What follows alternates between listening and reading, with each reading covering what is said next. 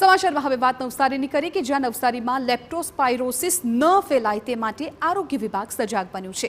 ચોમાસામાં ખેતરમાં ખુલ્લા પગે કામ કરતા ખેત મજૂરો અને ખેડૂતોને લેપ્ટોસ્પાઇરોસિસ રોગનો ભય રહેતો હોય છે, કારણ કે અગાઉના વર્ષોમાં પણ લેપ્ટોસ્પાઇરોસિસને કારણે અનેકના જીવ ગયા।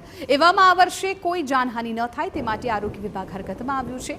ચોમાસા પહેલેથી જ ખેતરોમાં ઉંદર મારવાની દવાનો છંટકાવ કરવામાં આવે છે અને મજૂરોમાં પણ જાગૃતિ લાવવાનો પ્રયાસ કરવામાં આવ્યો છે। ખેડૂતો પણ જાગૃત થાય અને રોગની ઝપેટમાં ન આવે તે માટે અસરકારક પગલાં લેવાઈ રહ્યા છે।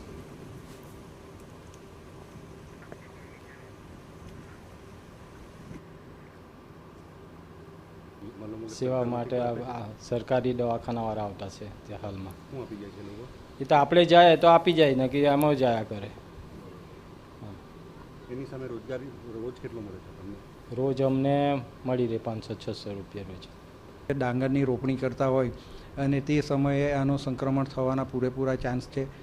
સરકારશ્રીને વિનંતી એ જ વર્ષોથી કે એમને પ્રોટેક્શન માટે ખેડૂત અને ખેતમજૂરોને ગમબૂટ આપે અને એને માટેના અવેરનેસના પ્રોગ્રામ ગોઠવવા જોઈએ, કારણ કે કોઈ કાયમી નથી। એટલે જે કંઈક નવી પેઢીના ને એ બાબતે વારે વારે આ અવેરનેસના પ્રોગ્રામ ગોઠવાય તો આ લેપ્ટોને માટે જે અત્યારે એમ કહેવાય કે કંટ્રોલમાં છે તો એને ઇઝી થઈ જાય। તો ખેતરમાં નાખવામાં આવેલા છાણિયા ખાતર અને અન્ય જીવજંતુ ફરતા હોવાથી બેક્ટેરિયા થાય છે, જે ખેડૂતોના પગમાં પડેલા ચીરામાંથી શરીરમાં પ્રવેશે છે અને ખેડૂતોને લેપ્ટોસ્પાઇરોસિસ રોગ થાય છે।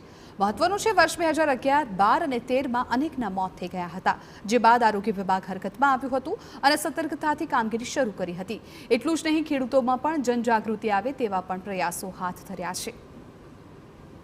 ખેત મજૂરોએ ખાસ કરીને જ્યારે એ લોકો ખેતીમાં કામ કરવા જતા હોય તો પગમાં જો ચીરા કે એવું બનેલું હોય તો એમને એની અંદર દિવેલ અથવા તો આયોડિન મલમ આપવામાં આવે છે, તો એનો ઉપયોગ કરે, જેથી કરીને જે જીવાણુ છે એ પગમાંથી દાખલ ન થાય અને જે પણ આપણે કામ કરીએ છીએ ત્યાર તાત્કાલિક પોતાના હાથ પગ સાબુથી ધોઈ નાખે અને ડ્રાય કરી નાખે, જેથી કરીને આપણે જે કંઈ જીવાણુ હોય એ આપણા શરીરની અંદર દાખલ ન થાય।